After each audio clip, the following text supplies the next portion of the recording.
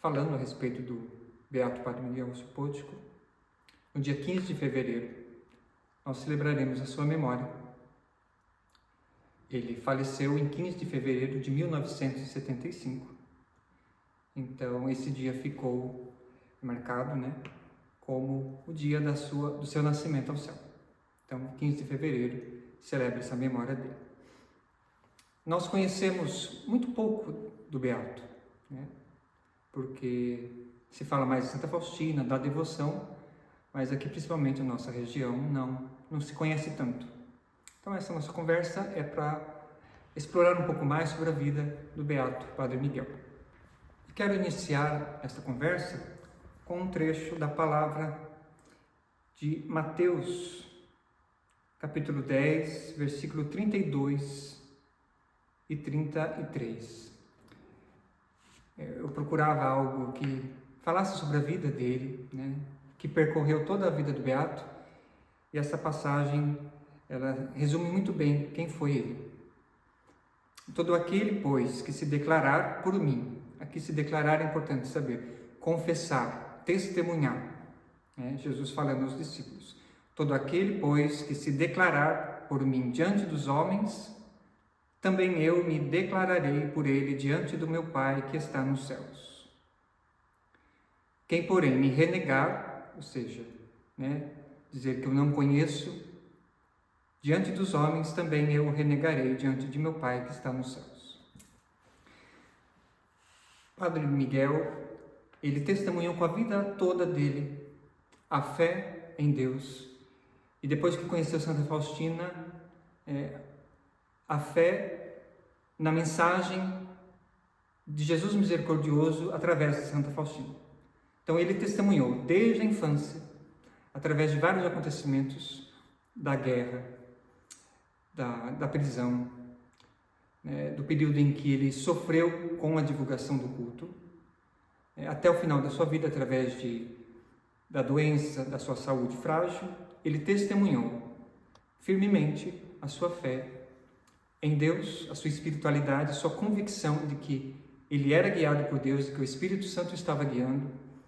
Então, esse testemunho é fundamental na vida do Padre Miguel Sopotnico. É importante nós termos isso termos esse conhecimento desse testemunho, dessa profissão que acompanhou a vida toda do Beato.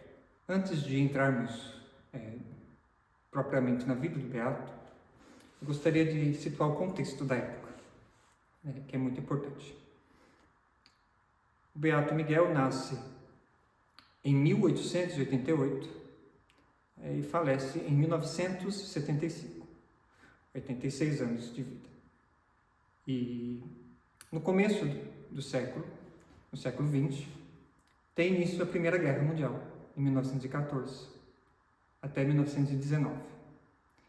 Ele, nessa época, ele tinha acabado de ser ordenado padre. Depois, em 39, estoura a Segunda Guerra Mundial, que vai até 45.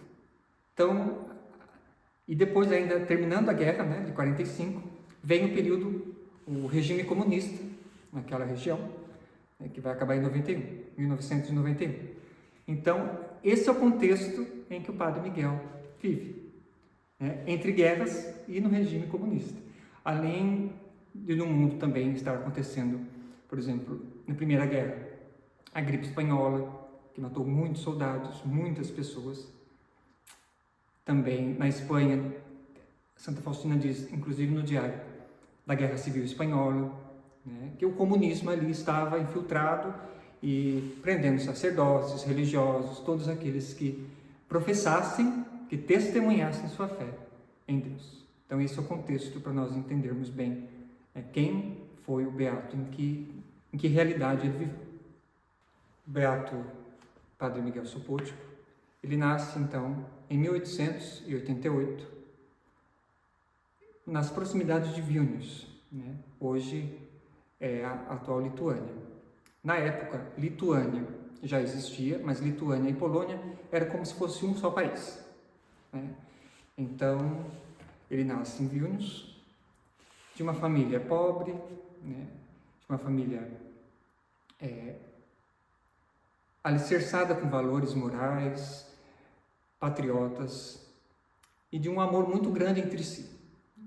É importante saber que todo esse fundamento na sua família vai ser de muita importância para ele, para a formação do beato, porque vamos perceber que ele vai necessitar de um caráter muito forte, de perseverança, de coragem ao longo da sua vida. Então, veio de berço, veio de família. E aqui é a importância da família para, né, a formação, né, dos jovens, das crianças, inclusive do próprio ser humano, como é importante ter um berço, né? Desde cedo ele já manifestava o desejo de ser padre. Ele acompanhava sua família nas missas, nas celebrações, eles tinham o costume de também rezar todos os dias. Então, em 1910 ele vai ao seminário de Vilnius e em 1914 ele é ordenado padre, com 25 anos. E em 1914, então, ele assume uma paróquia, ali também na proximidade, e fica lá durante 4 anos. E lá ele começa a exercer uma atividade pastoral muito bonita, com os jovens, tanto que no primeiro ano, 500 jovens fazem a primeira comunhão. Nós podemos perceber como que era a realidade da época, né? Então ele funda escolas na comunidade rural, trabalha com catequese, e ali começa um pequeno problema com os alemães, que os alemães invadem, e o padre Miguel Sopótico, ele se torna uma ameaça, porque ele difunde a fé. Os alemães são comunistas não, os alemães não professam a fé em Deus, então se torna uma ameaça. Então, depois desses 4 anos, ele sai da paróquia, porque ele corria um sério risco de vida. Então, saindo da paróquia, ele vai para Varsóvia, em 1914, finalzinho de 1914, para dar início aos estudos em teologia moral, no mestrado. Porém, em 1914 tem início a Primeira Guerra e a universidade fecha as portas. Ele permanecendo em Varsóvia, na Polônia, ele então é chamado para ser capelão militar do exército polonês.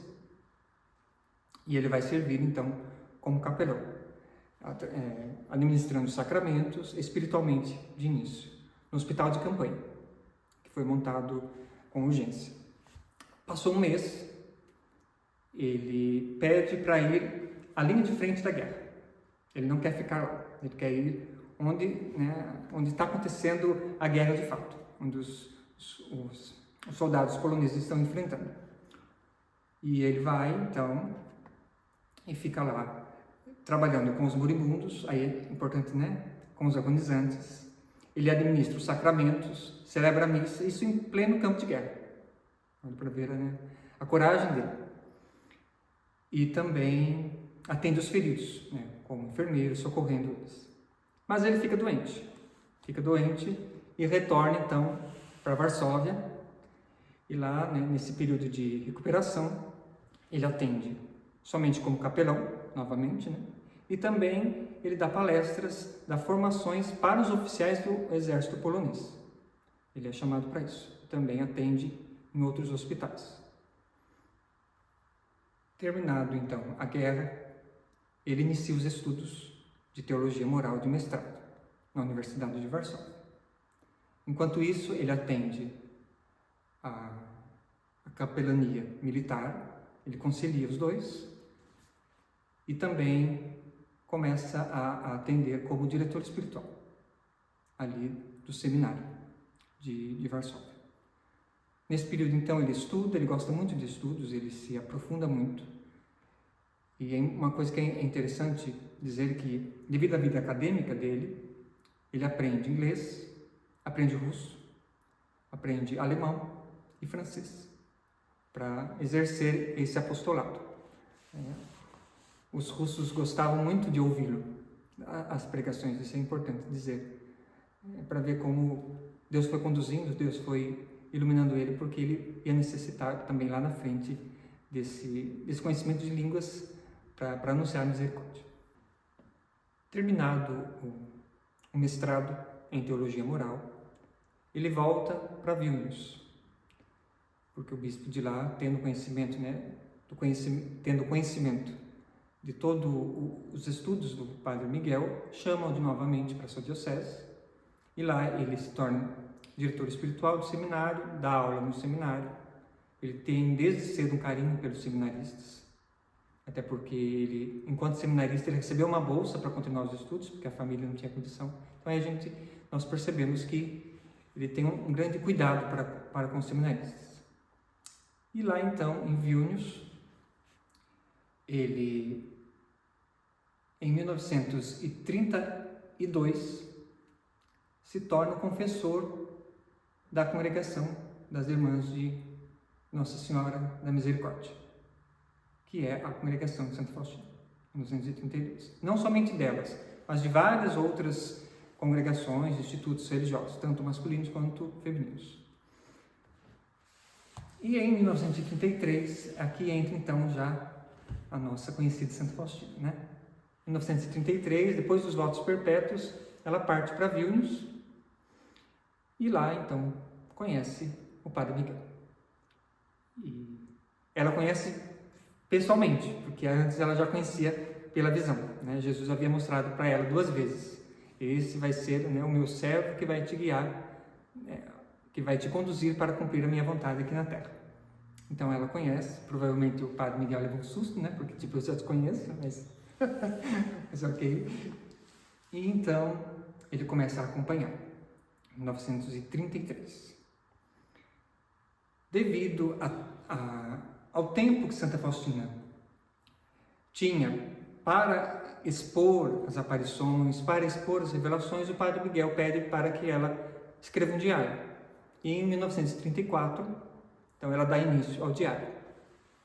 E ele parte para a Terra Santa, ele vai viajar para a Terra Santa. E aqui é importante também falar que, nessa época em que ele foi para a Terra Santa, Santa Faustina, ela teve uma visão que falou que o diário não prestava para nada e que tinha que ser destruído. E ela queima esse primeiro diário, né? Ela queima esse primeiro diário. E aí o Padre Miguel volta da Terra Santa e fala: cadê o diário? Ah, então, apareceu um anjo aqui para mim e disse que era para me queimar o diário, que era tudo mentira. O Padre Miguel fala para ela: não, isso era o demônio. E ela começa a escrever novamente o diário, em 1934. De início, ele, como um bom teólogo, como um diretor espiritual muito experimentado, seja pessoalmente ou com outras almas, ele tem certo cuidado, discernimento com Santa Faustina, até pede exames psiquiátricos, para a madre, e depois começa a perceber que de fato ela tinha uma vida espiritual muito intensa e não podia ser algo natural. As revelações tinham um caráter sobrenatural, através da leitura do diário também. A missão do Padre Miguel com o culto e a devoção à Divina Misericórdia se inicia então em 1934, de fato, porque em junho de 34 a pintura da imagem de Jesus Misericordioso, a original, a primeira, feita por Eugênio, ela é finalizada, foi pedida por ele, pelo Padre Miguel. Santa Faustina acompanhou durante o primeiro semestre de 1934. E aí Santa Faustina também começa a falar para ele sobre a festa da Divina Misericórdia que Jesus pede, no segundo domingo depois da Páscoa. E logo em seguida começa a falar também da congregação. Jesus está pedindo uma congregação. Então é importante dizer que a missão do Beato se baseia nessas três pedidos de Jesus, O quadro, a imagem, a festa e a congregação. E nisso, claro, o culto, a divulgação da devoção de Jesus. Finalizado então a pintura, aí vamos para 1935. O quadro de Jesus ele é exposto pela primeira vez no Santuário de Nossa Senhora da Misericórdia. Desculpe, Nossa Senhora da Misericórdia, Nossa Senhora de Ostra Brama. É exposto no segundo domingo depois da Páscoa, porque celebrava-se o Jubileu da Redenção. Então é exposto. Santa Faustina fica muito feliz, se alegra essa promessa de Jesus que, de certa maneira, já estava se realizando. E então fica a questão da festa da misericórdia, que isso vai levar muito tempo, ele vai se aprofundar nisso, ele vai escrever um tratado sobre a misericórdia, ele vai se aprofundar teologicamente, vai basear teologicamente o que é a misericórdia de Deus, para falar aos bispos, para falar, né, a Conferência Episcopal Polonesa. E então isso é algo que vai levar muito mais tempo. Tanto a festa da misericórdia quanto a congregação, a fundação da congregação. Padre Miguel Sopótico acompanha Santa Faustina, mesmo de longe, porque depois Santa Faustina ela sai de Vilnius e passa por diversas casas e termina em Cracóvia. Em Cracóvia, em 1938, ela falece. O Padre Miguel a visita antes do falecimento, em setembro, e tem então certeza da santidade de Santa Faustina. Após a morte de Santa Faustina, em 1939, inicia-se a Segunda Guerra. E então o Padre Miguel ele começa a perceber que os escritos de Santa Faustina que falavam da guerra, que falavam das dificuldades, estão cumprindo. E aí isso é mais uma confirmação para ele da urgência da mensagem da misericórdia. Então, a partir de então, ele não tem mais dúvida e dá início à divulgação do culto. Ele já tem um embasamento teórico, teológico da misericórdia divina, então ele começa agora a anunciar. Ele publica livros, publica santinhos com a imagem de Jesus misericordioso, com o terço no verso, com a novena. Porém, a Conferência Episcopal, os bispos não aprovam, tem receio. Ele começa a ficar só, a se sentir sozinho, e de fato, pelos próprios bispos, não ter apoio. Santa Faustina, inclusive, já havia dito que ele ia sofrer muito por causa da mensagem da Divina Misericórdia. E é importante frisar que em 1947, terminada a guerra, terminou em 45, então terminada a guerra, em 47 ele se muda para a Polônia, definitivamente. Ele vem para a Polônia, em Białystok. E não retorna mais para Vilnius. Então ele sai de Vilnius e ingressa definitivamente na Polônia. E lá, em Białystok, ele fica na paróquia até o final da sua vida. E lá, nesta paróquia, como pároco, ele dá início, então, à congregação das Irmãs de Jesus Misericordioso. Ele funda a congregação. Como pároco, ele trabalhava pastoralmente, com a catequese, com pregações, continuava no seminário, aí na diocese de Białystok, como diretor espiritual e como professor do seminário. E aqui podemos dizer que inicia-se o calvário dele, porque em 58 ele sofre uma doença, um nervo da face rompe, então ele tem dificuldade em pronunciar, em falar, então ele somente escreve. E em 59 a Santa Sé emite uma notificação proibindo o culto da misericórdia. Então, acontecem duas coisas.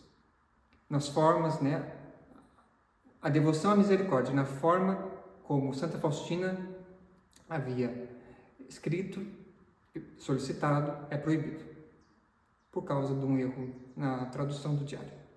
O diário foi traduzido para o italiano, mas contém muitos erros, então esse foi o motivo.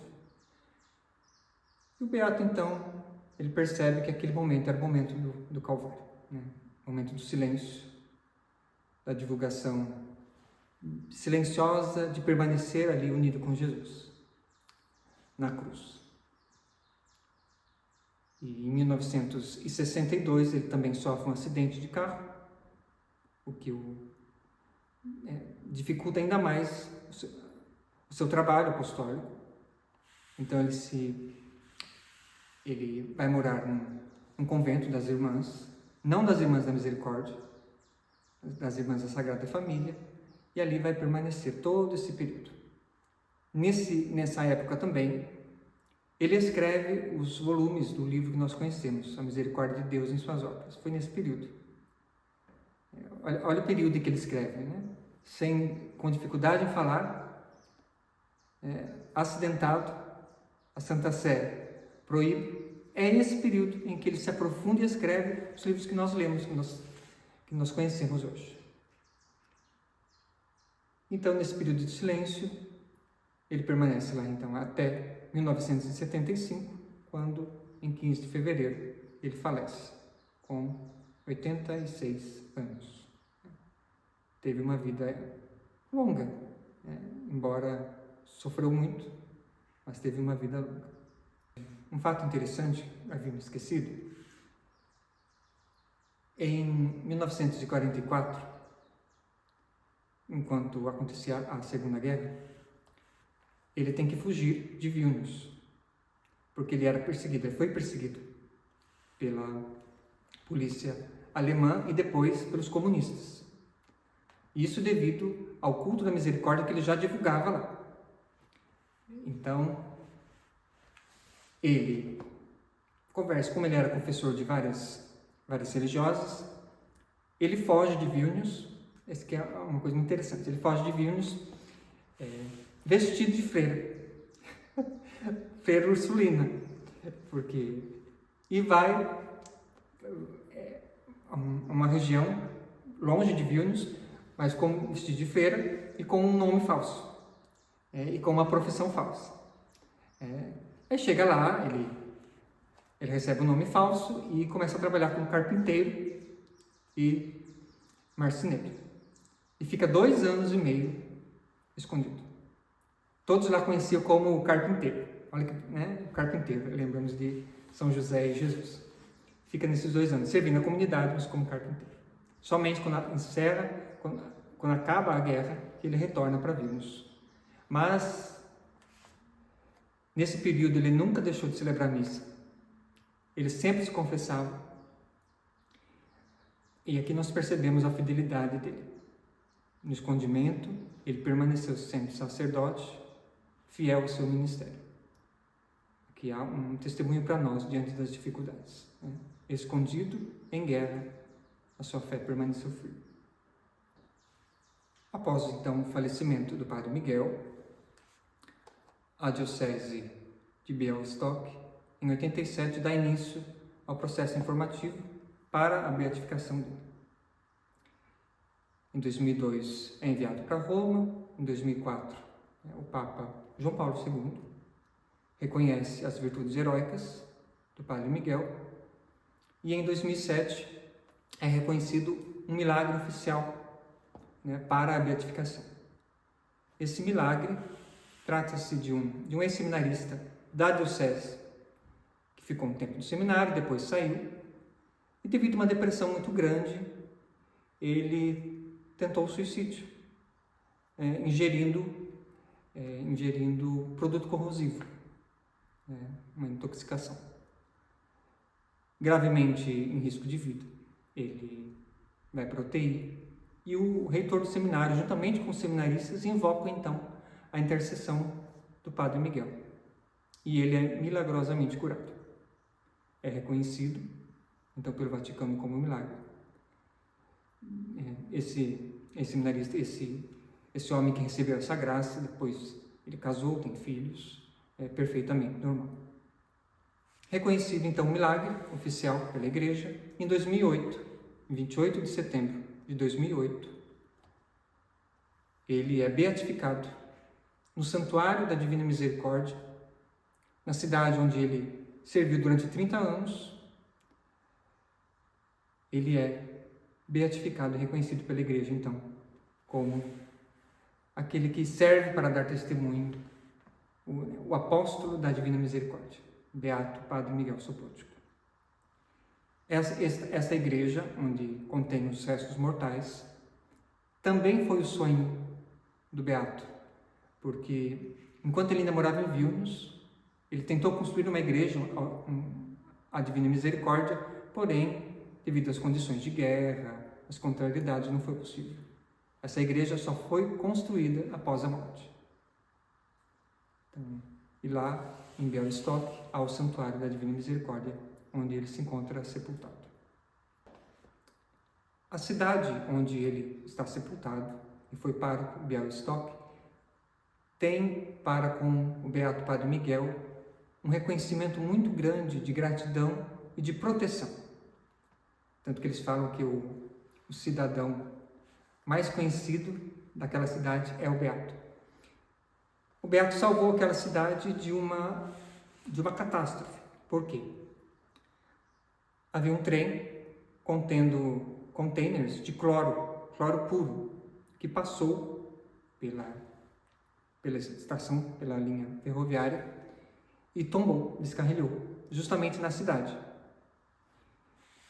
E o cloro puro, ele tem um alto índice de mortalidade se aspirado, que ele evapora-se muito rápido, e então causaria ali, se vazasse, se todos aqueles contêineres vazassem e saísse, né, o cloro, causaria a morte, inclusive, de toda a cidade. E não aconteceu isso.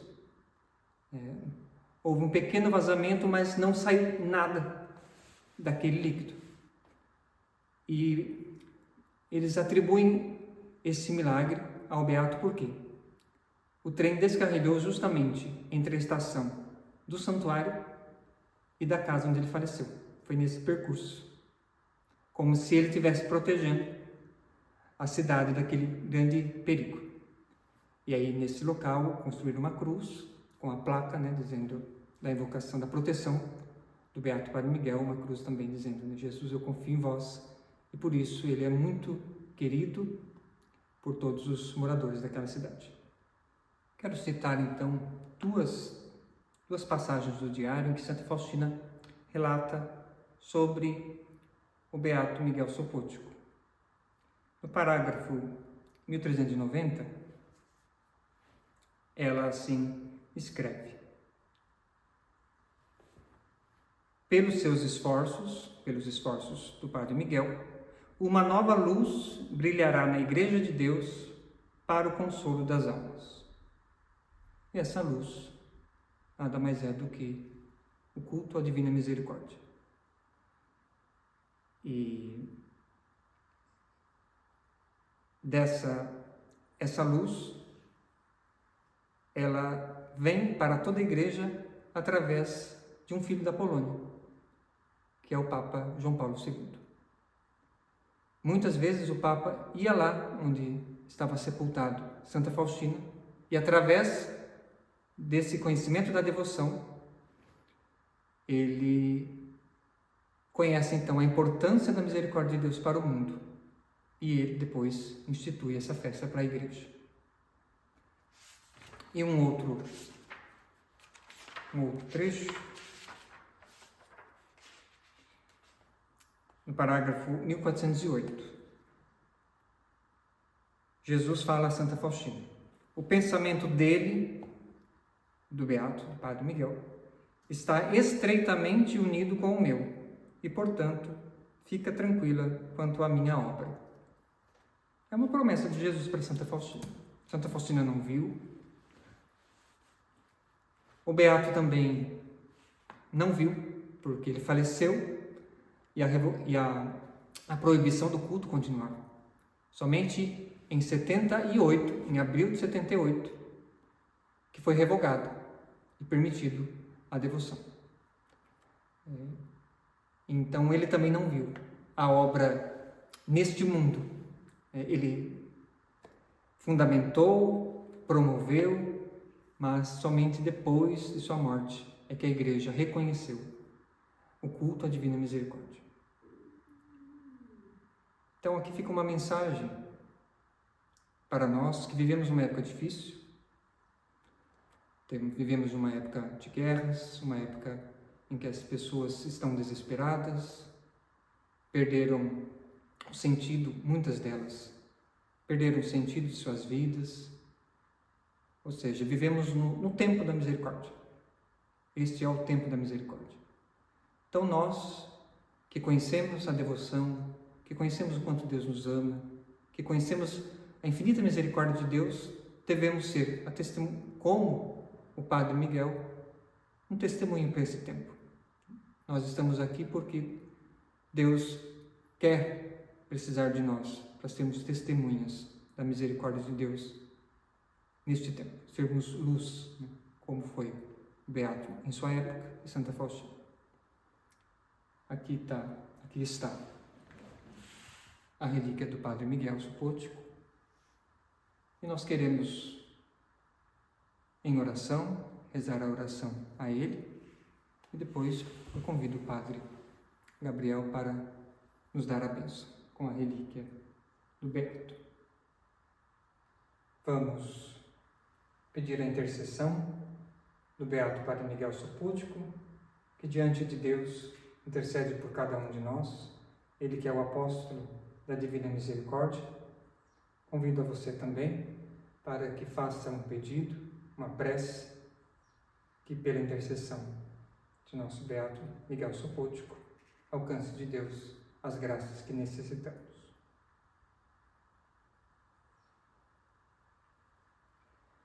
Ó Deus, Pai de misericórdia, que fizestes do Beato Miguel Sopótico um apóstolo da vossa infinita misericórdia e fervoroso devoto de Maria, Mãe da Misericórdia, concedei-nos alcançar por sua intercessão, para a maior glória de vossa misericórdia e para despertar a fé em vossa bondade paternal, a graça que vos pedimos. Por Cristo, Senhor nosso. Amém. Amém. Beato Miguel Sopótico, rogai por nós. O Senhor esteja convosco. Ele está no meio de nós. Por intercessão do Beato Miguel Sopótico, abençoe-vos Deus Todo-Poderoso, Pai, Filho e Espírito Santo. Amém. Jesus, eu confio em vós.